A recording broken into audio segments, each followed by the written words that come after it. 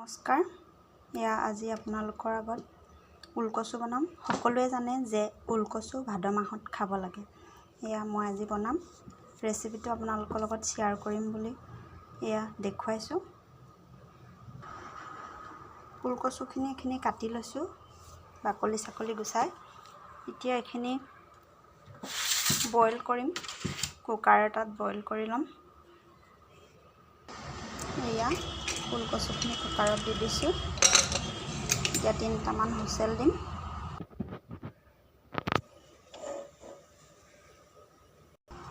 ওলকচুত দিবলৈ মই আদা, নহৰু, জালুক, জিৰা আৰু 2টা জলকীয়া দিছিলোঁ। দেখুওৱা নহ'ল, মই পিচি থৈছোঁ। চাই থাকক কেনেকৈ বনাওঁ ৰেচিপিটো। ওলকচুখিনি মাছৰ লগত বনাম। এতিয়া মাছখিনি ফ্ৰাই কৰি লওঁ। নিমখ হালধি সানি লৈছোঁ।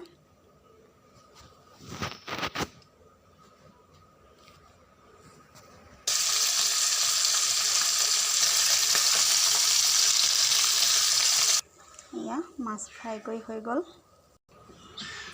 ওলকচুখিনি সিজাই ল'লোঁ, ধুনীয়াকৈ সিজিলে। অলপ ভাঙি দিছোঁ।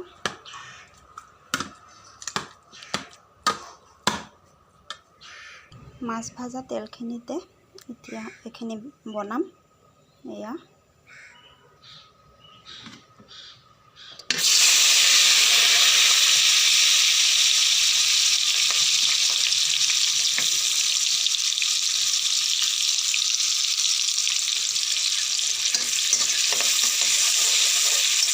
পিঁয়াজ দিছোঁ।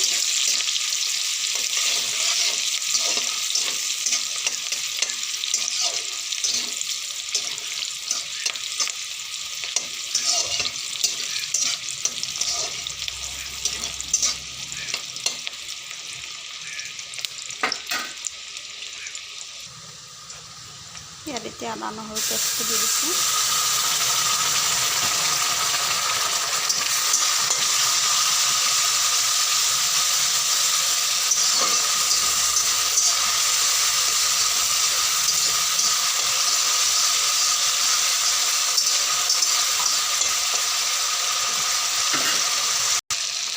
হালধি দিছোঁ, সোৱাদ অনুসৰি নিমখ,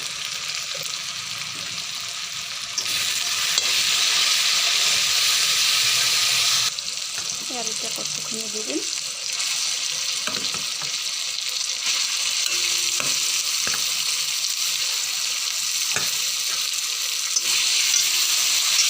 এইখিনি এতিয়া ধুনীয়াকৈ ভাজি ল'ম।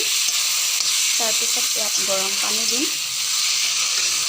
ঠাণ্ডা পানী নিদিব, গৰম পানী দিব। এইখিনি এতিয়া ধুনীয়াকৈ ভাজি ল'ব লাগিব। যিহেতু কচুখিনিত টেঙা নিদিওঁ, সেইকাৰণে অলপ জলকীয়া দিম। জলকীয়া গুড়ি মই ইয়াত আকৌ জলকীয়া 2টা দি দিছোঁ। ইয়াত এতিয়া পানী দি দিম।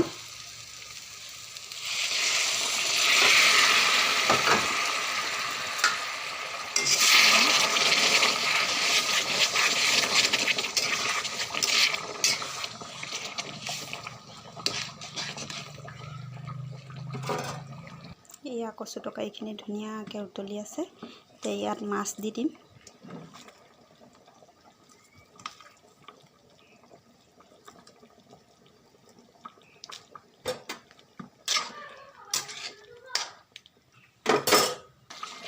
কচুখিনিত এতিয়া মই মান ধনিয়া পাত দি দিম।